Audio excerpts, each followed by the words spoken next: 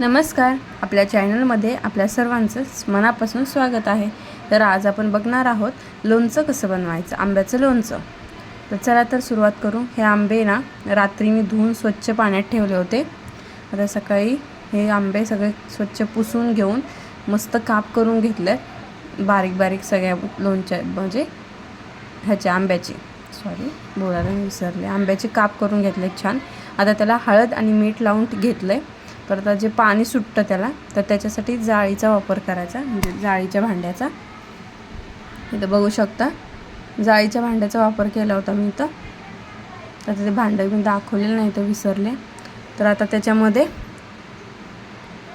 मोहरीची डाळ घालायची 100 ग्रॅम. आणि सगळीकडे आता मोहरीची डाळ अशी लावून घ्यायची, मिक्स करून घ्यायची म्हणजे सगळी.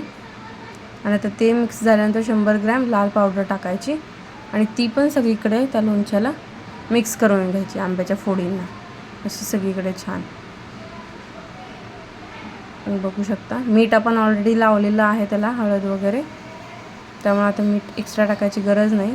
आता हे मेथीचे दाणे मस्त मंद आचेवरती थोडेसे भाजून घेतले. आता हे त्यात टाकायचे बारीक करून, मिक्सरला बारीक करायचं आणि ती पावडर त्यात टाकायची आणि सगळीकडं हलवून घ्यायचं, म्हणजे मिक्स करायचं सगळं लोणचं एकत्र. आणि आता ते झाल्यानंतर तर बघू शकता मी तर असं मिक्स केलं. आता त्याच्यानंतर एका कढईमध्ये तेल गरम करायला ठेवायचं आणि तेल चांगलं उकळल्यानंतर त्याच्यामध्ये आता मोहरी टाकून घ्यायची. अशी मोहरी तडतडली, जास्त आवाज आला असा तडतडल्यासारखा, ती गॅस बंद करून टाकायचा. आणि आपल्याला आता लसूण लागणार आहे. तर मी ते 2 गड्डी लसूण घेतला होता सोलून. लसूण सोलून आणि बारीक ठेचून घ्यायचा असं मस्त, आणि तो पण आता ह्या तेलामध्ये टाकून घ्यायचा. बघू शकता गॅसचं वरचं तेल गरम असल्यामुळं लसूण भाजून निघतो, टेन्शन घ्यायची नाही गरज. आता हे हवाबंद भरणीमध्ये, म्हणजे चिनी मातीच्या भरणीमध्ये मी असं लोणचं सगळं भरते, बघू शकता तुम्ही. आता हे सगळं लोणचं मी एकत्र भरणार आहे. आणि हे लोणचं आपल्याला भरून झाल्यानंतर जे आपलं तेल होतं मोहरी आणि लसूणचं ते त्याच्यात टाकते. आता हे तेल टाकल्यानंतर हे सगळं एकत्र हलवून घ्यायचं, म्हणजे मोहरी आणि लसूण सगळीकडे पसरेल असं हातानं हलवून घ्यायचं. दाखवते मी तुम्हाला.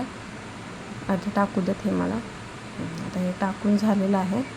तर आता हे बघा असं सगळं टाकून घ्यायचं. तर तयार झालेली आहे आपली लोणच्याची रेसिपी. हे बघा असं हलवून व्यवस्थित, कसलं भारी दिसतंय. आत्ताच पाणी सुटलं तोंडाला. तर बघू शकता हे असं लोणचं दिसतंय, भारी दिसतंय ना लोणचं. तुम्हाला माझी रेसिपी कशी वाटली हे कमेंट करून नक्की सांगायचं आहे. आणि आपल्या चॅनलला सबस्क्राईब केलं नसेल तर ते आपल्या चॅनलला सबस्क्राईब करायला सुद्धा विसरायचं नाही आहे. आणि जो बेल आयकॉन असतो तो दाबायला सुद्धा विसरायचं नाही आहे. तर तिथं तेल कमी पडत होतं ते मी घातलेलं आहे. मी आधीच सांगून ठेवलं, पण तेल जरा कमी पडलं होतं, त्यामुळे मी वरून गरम केलेलं तेल त्याच्यामध्ये टाकले आणि आता झाकण लावून मस्त ठेवून देते. Bye bye.